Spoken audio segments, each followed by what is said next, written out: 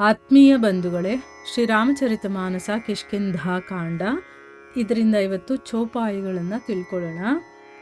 ಆಗೆ ಕಹ ಮೃದು ಬಚನ ಬನಾಯಿ, ಪಾಛೆ ಅನಹಿತ್ ಮನ ಕುಟಿಲಾಯಿ, ಜಾಕರ ಚಿತ್ ಅಹಿ ಗತಿ ಸಮಭಾಯಿ, ಅಸು ಕುಮಿತ್ರ ಪರಿಹರೆಹಿ ಭಲಾಯಿ, सेवक सठ नृप कृपन कुनारी, कपटी मित्र सूल समचारी, सखा सोच त्यागहु बल मोरे, सब विधि घटब काज में तोरे, कह सुग्रीव सुनहु रघुबीरा, बाली महाबल अति रणधीरा, दुंदुभि अस्थि ताल देख राये, बिनु प्रयास रघुनाथ डहाये, देखी अमित बल बाड़ी प्रीति, बाली बधब इन्ह भई परतीति, बार बार नावई पद सीसा, प्रभु ही जानी मन हर्ष कपीसा, उपजा ज्ञान बचन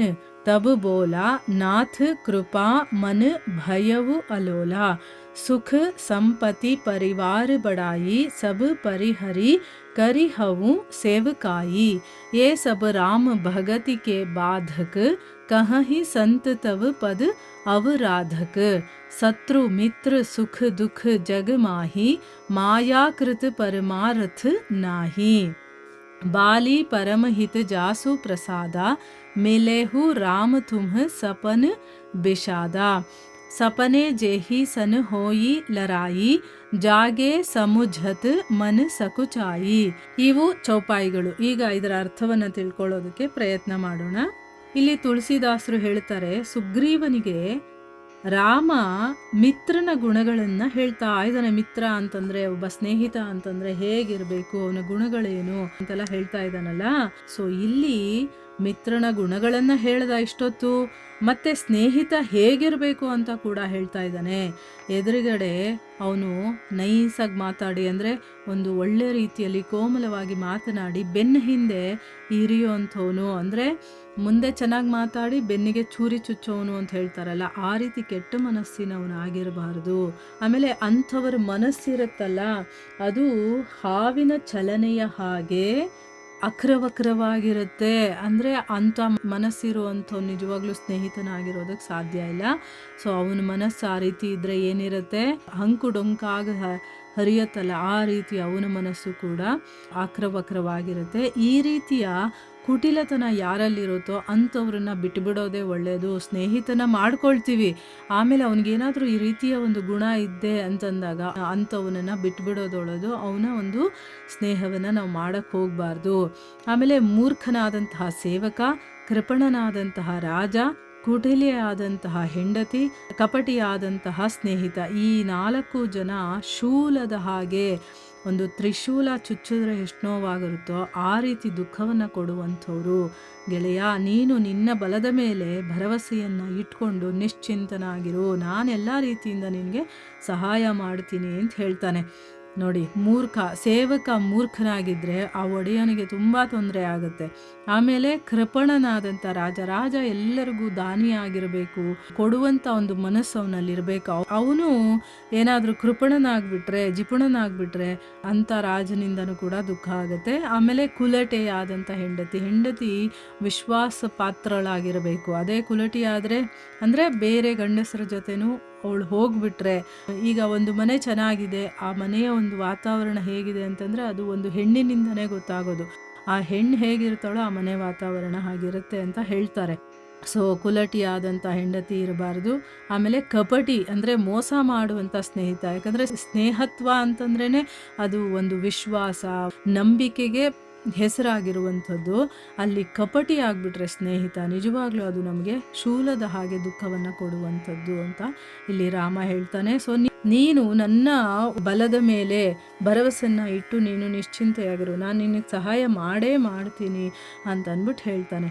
ಆಗ ಸುಗ್ರೀವ ಹೇಳ್ತಾನೆ ರಘುವೀರ, ವಾಲಿ ತುಂಬ ಬಲಶಾಲಿ, ಯುದ್ಧದಲ್ಲಿ ಅತ್ಯಂತ ಧೀರನಾಗಿರುವಂಥವನು, ವೀರನೂ ಕೂಡ ಆಗಿದ್ದಾನೆ ಅಂತ ಹೇಳಿ ಮತ್ತೆ ಶ್ರೀರಾಮನಿಗೆ ದುಂದುಬಿ ಅನ್ನುವಂಥ ರಾಕ್ಷಸನ ಎಲುಬಿನ ಒಂದು ಹಂದರವನ್ನು ತೋರಿಸ್ತಾನೆ. ನೋಡು ಇಲ್ಲಿ ಎಲುಬಿನ ಗುಡ್ಡೆ ಹೇಗೆ ಬಿದ್ದಿದೆ ಅಂತಂದ್ಬಿಟ್ಟು ಇವನೊಬ್ಬ ರಾಕ್ಷಸ ದುಂದುಬಿ ಅಂತ.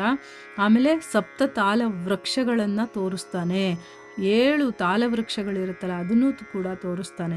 ಅದನ್ನೆಲ್ಲ ತೋರಿಸಿದ ಮೇಲೆ ಶ್ರೀ ರಘುನಾಥ ಏನು ಮಾಡ್ತಾನೆ, ಲೀಲಾ ಜಾಲವಾಗಿ ಅಂದರೆ ಏನೂ ಆಯಾಸನೇ ಇಲ್ಲದೆ ಮಕ್ಕಳು ಹೇಗೆ ಆಟದಲ್ಲಿ ಗಿಡಗಳನ್ನು ಕಿತ್ತಾಕ್ತಾರೋ ಆ ರೀತಿ ಆ ಮರಗಳನ್ನೆಲ್ಲ ಉರುಳಿಸ್ಬಿಟ್ಟು ಎಡಕಾಲ ಹೆಬ್ಬೆಟ್ಟಿರುತ್ತಲ್ಲ, ಈಗ ಬಲಗಾಲು ಅಂತಂದರೆ ಶಕ್ತಿ ಇರುತ್ತೆ ಅಂತಾರೆ, ಎಡಗಾಲಿಗೆ ಸ್ವಲ್ಪ ಶಕ್ತಿ ಕಡಿಮೆ ಅಂತ ಹೇಳ್ತಾರೆ.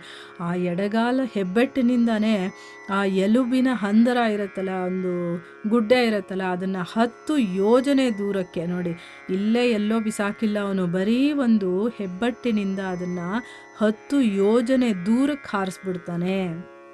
ಆದರೆ ತನ್ನ ಶಕ್ತಿ ಏನು ಅಂತಂದ್ಬಿಟ್ಟು ಸುಗ್ರೀವನಿಗೆ ತೋರಿಸ್ತಾ ಇದ್ದಾನೆ. ಯಾಕಂದರೆ ಅವನಿಗೆ ಇವನ ಮೇಲೆ ಇನ್ನೂ ನಂಬಿಕೆ ಬಂದಿಲ್ಲ, ಇವನನ್ನು ನಿಜವಾಗ್ಲೂ ಸಹಾಯ ಮಾಡ್ತಾನೆ. ಯಾಕಂದರೆ ವಾಲಿಯ ಒಂದು ಶಕ್ತಿಯನ್ನು ಅವನು ನೋಡಿರ್ತಾನಲ್ವ, ಅದಕ್ಕೋಸ್ಕರ ಶ್ರೀರಾಮನಲ್ಲಿದ್ದಂಥ ಅಪಾರವಾದ ಬಲವನ್ನು ನೋಡಿ ಸುಗ್ರೀವನಿಗೆ ಅವನಲ್ಲಿದ್ದಂಥ ಪ್ರೀತಿ ಇನ್ನೂ ಹೆಚ್ಚಾಗ್ಬಿಡುತ್ತೆ. ಇವನು ಖಂಡಿತವಾಗ್ಲೂ ಕೂಡ ವಾಲಿಯ ವಧೆ ಮಾಡ್ತಾನೆ ಅನ್ನುವಂಥ ನಂಬಿಕೆ ಅವನಿಗೆ ಬರುತ್ತೆ. ಶ್ರೀರಾಮ ಸಾಕ್ಷಾತ್ ಭಗವಂತ ಅಂತ ತಿಳಿದು ಸುಗ್ರೀವನ ಮನಸ್ಸು ಸಂತೋಷಗೊಳ್ಳುತ್ತೆ. ಪ್ರಭುಚರಣಗಳಲ್ಲಿ ಅವನು ಮತ್ತೆ ಮತ್ತೆ ನಮಸ್ಕಾರ ಮಾಡ್ಕೊಳ್ತಾನೆ. ಜ್ಞಾನೋದಯವಾದಾಗ ಸುಗ್ರೀವ ಈ ರೀತಿ ಹೇಳ್ತಾನೆ. ಅಂದರೆ ಈಗ ಒಂದು ನಿಮಿಷಕ್ಕೆ ಅವನು ಆ ಭಗವಂತನಲ್ಲೇ ಅವನು ಮನಸ್ಸಿಟ್ಬಿಟ್ಟಿದ್ದ. ಆಮೇಲೆ ಅವನು ಹೇಳ್ತಾನೆ, ಸ್ವಾಮಿ ನಿಮ್ಮ ಕೃಪೆಯಿಂದ ಈಗ ನನ್ನ ಮನಸ್ಸು ಸ್ಥಿರವಾಗಿದೆ, ಸುಖ ಸಂಪತ್ತು ಪರಿವಾರ ದೊಡ್ಡಸ್ತಿಕೆ ಇವೆಲ್ಲವನ್ನ ಬಿಟ್ಟು ನಾನು ನಿಮ್ಮ ಸೇವೆ ಮಾಡ್ತೀನಿ. ಯಾಕೆ ಅಂತಂದರೆ ಇವೆಲ್ಲ ಶ್ರೀರಾಮನನ್ನು ಭಜಿಸೋದಕ್ಕೆ ಆತಂಕಕಾರಿ ಅಂತ ಹೇಳ್ತಾನೆ. ನೋಡಿದ್ರ ಭಗವಂತ ಬೇಕು ಅನ್ನೋರು ಇದನ್ನೆಲ್ಲ ಬಿಟ್ರೆ ಅಂತಂದರೆ ಏನು, ಹೊರಗಡೆಯಿಂದ ಬಿಡೋದಲ್ಲ, ಒಳಗಡೆ ಮನಸ್ಸಿನ ಒಳಗಡೆಯಿಂದ ಬಿಡಬೇಕು. ನಾವೆಲ್ಲಿದ್ದೀವೋ ಅಲ್ಲೇ ಇರಬೇಕು, ಆದರೆ ಅದರಲ್ಲಿ ಅಟ್ಯಾಚ್ಮೆಂಟ್ ಇಟ್ಕೋಬಾರ್ದು. ತಾವರೆ ಎಲೆಯ ಮೇಲೆ ನೀರು ಹೇಗಿರುತ್ತೋ ಅದಕ್ಕೆ ಅಂಟದಾಗಿರುತ್ತಲ್ಲ, ತಾವರೆ ಎಲೆಗಳು ಆಗಿರ್ಬೋದು, ಅದ್ರ ಹೂವು ಆಗಿರ್ಬೋದು, ಆ ರೀತಿ ನಾವು ಇರಬೇಕು ಆಯಿತಾ. ಅದಕ್ಕೆ ಇಲ್ಲಿ ಹೇಳ್ತಾ ಇದ್ದಾನೆ, ನಾನೆಲ್ಲ ಬಿಟ್ಬಿಡ್ತೀನಿ, ಸುಖ ಸಂಪತ್ತು ಪರಿವಾರ ಇದೆಲ್ಲ ಬಿಟ್ಟು ನಿನ್ನ ಸೇವೆ ಮಾಡ್ಕೊಂಡಿರ್ತೀನಿ. ಯಾಕೆ ಅಂತಂದರೆ ಇವೆಲ್ಲ ಭಗವಂತನನ್ನು ಭಜಿಸೋದಕ್ಕೆ ಆತಂಕಕಾರಿಯಾಗಿರೋದು ಅಂತಂದ್ಬಿಟ್ಟು ಯಾರು ಹೇಳ್ತಾರೆ ಈ ರೀತಿ ಅಂತಂದರೆ, ಚರಣಾರಾಧಕರಾದ ಅಂದರೆ ನಿನ್ನ ಚರಣಗಳನ್ನು ಆರಾಧನೆ ಮಾಡೋರು, ಜಪಿಸೋರು, ಅದರಲ್ಲೇ ತಮ್ಮ ಮನಸ್ಸನ್ನು ಇಟ್ಕೊಂಡಿರುವಂತಹ ಸಂತರು ಹೇಳ್ತಾರೆ ಈ ರೀತಿ ಅಂತಂದ್ಬಿಟ್ಟು. ಅದಕ್ಕೆ ನಾನು ಇದನ್ನೆಲ್ಲ ಬಿಟ್ಟು ನಿನ್ನ ಸೇವೆ ಮಾಡ್ತೀನಿ ಅಂತ ಹೇಳ್ತಾನೆ. ಜಗತ್ತಲ್ಲಿ ಶತ್ರು ಮಿತ್ರರು ಸುಖ ದುಃಖಗಳು ಈ ರೀತಿಯ ದ್ವಂದ್ವಗಳಿದೆಯಲ್ಲ, ಇದೆಲ್ಲ ಮಾಯೆಯಿಂದ ರಚಿತವಾಗಿರುವಂಥದ್ದು. ಪರಮಾರ್ಥದಲ್ಲಿ ಇದಕ್ಕೆ ಅಸ್ತಿತ್ವನೇ ಇಲ್ಲ. ಅಂದರೆ ಪರಮಾರ್ಥ ಬೇಕು ಅಂತಂದರೆ ಇದನ್ನೆಲ್ಲ ನಾವು ಬಿಡಬೇಕಾಗಿರುತ್ತೆ. ಇದೆಲ್ಲ ಮಾಯೆಯಿಂದ ರಚಿತವಾಗಿರುವಂಥದ್ದು ಅಂತೆಲ್ಲ ಏನೋ ಒಂದಷ್ಟು ಒಳ್ಳೊಳ್ಳೆ ಮಾತುಗಳನ್ನೆಲ್ಲ ಆಡ್ತಾನೆ. ಆಮೇಲೆ ಮುಂದುವರೆದು ಹೇಳ್ತಾನೆ ಅವನು, ಶ್ರೀರಾಮ ವಾಲಿ ನನಗೆ ತುಂಬ ಒಳ್ಳೆಯದನ್ನೇ ಮಾಡಿದ್ದಾನೆ, ಅವನ ಕೃಪೆಯಿಂದಾನೇ ಶೋಕ ನಿವಾರಕರಾದಂಥ ನಿಮ್ಮ ದರ್ಶನ ಭಾಗ್ಯ ನನಗೆ ಸಿಕ್ತು. ಈಗ ವಾಲಿ ಅವನನ್ನೇನಾದರೂ ಜೊತೆಲೇ ಇಟ್ಕೊಂಡಿದ್ದಿದ್ರೆ ಸುಗ್ರೀವನನ್ನು, ಅವನಿಗೆ ಪರ್ವತದಲ್ಲಿ ಇರ್ತಾನೆ ಇರಲಿಲ್ಲ.